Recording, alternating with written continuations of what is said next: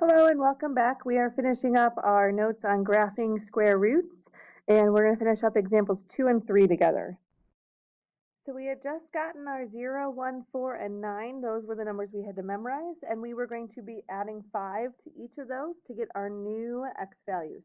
So we should get 5, 6, 9, and 14.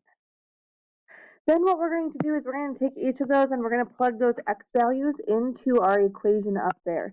So our first one, we're going to get y equals 1/4 the square root of 5 minus 5 plus 3. Now, once again, you can do this with your calculator. You also can do this by hand. I'm going to show with the calculator how you could do this in case that's your method of choice. So you're going to do 1/4 or 1 divided by 4. You're going to get to the square root, so second, and then square root. You're going to do parentheses 5 minus 5, and you're going to close your parentheses. And you're going to get out of your square root, and then I forget what it says, plus 3 at the end. And you're going to go ahead and hit enter, and you get 3 back out as your answer. We're going to go ahead and put 3 in our table for our y value. And if you did it by hand, you should get that same answer. You're taking 1/4 of the square root of 0 plus 3.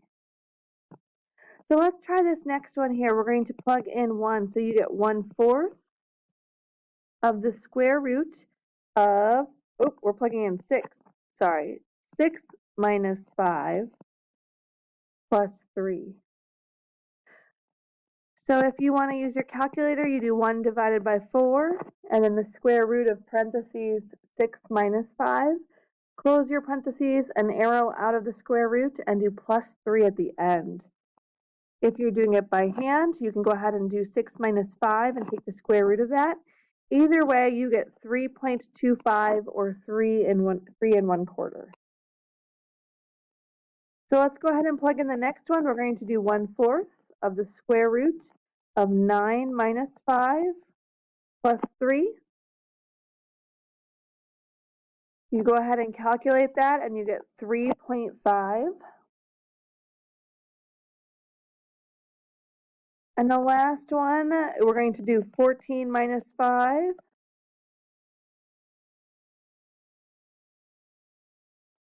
When you type that in or figure that out, that would be 3.75.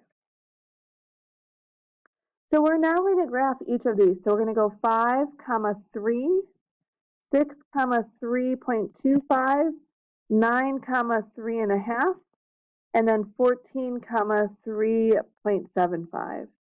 So that's going to be what our square root function looks like, which makes our domain everything from 5 to the right, and our range everything from 3 and up. So if you think about this, this is moved right 5 and up 3, so those two check off. And then you have this vertical compression of 1/4. That's why this looks so flat, because it got squished by a factor of 1/4. So let's go ahead and try this next one. So the 3 out in front means this is going to be a vertical stretch of 3. That's your A value. The minus 2 at the end means this is going to be moved down 2. So think about your numbers on the side of the table here. 0, 1, 4, and 9 should be what those are. And for these ones, we're going to be adding h to them, but for this one, we're not moving left and right at all. So because of that, we're going to keep it 0, 1, 4, and 9. So take a moment here, pause the video, go ahead and plug in 0, plug in 1, 4, and 9 for your x values, and see what you get back out.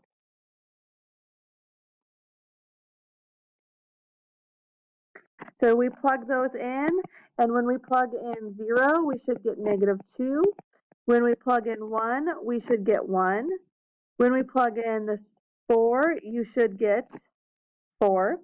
And when you plug in 9, you should get 7. So we're going to graph those 0, -2, 1, 1, 4, 4, and 9, 7. You're going to graph your square root function. And your domain from left to right is going to start at 0 and go to the right for forever. Your range is going to start low and go high.